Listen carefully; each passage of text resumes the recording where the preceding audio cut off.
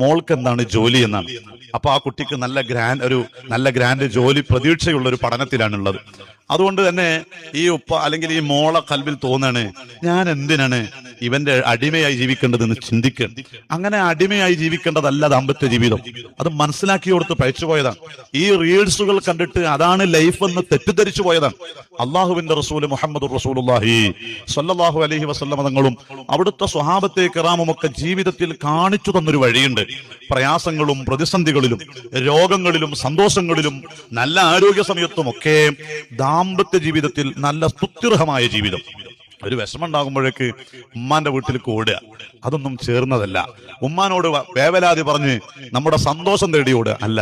ജീവിതത്തിൽ പ്രയാസങ്ങൾ ഉണ്ടാവും, ജീവിതത്തിൽ ടെൻഷനുകൾ ഉണ്ടാവും. അതെല്ലാം മനസ്സിലാക്കാനുള്ള ഒരു മതബോധം നമ്മുടെ മക്കൾക്ക് ഇല്ലാതെ പോയി. ആരാണ് അതിന് ഉത്തരവാദി? മക്കളാണോ? അല്ല.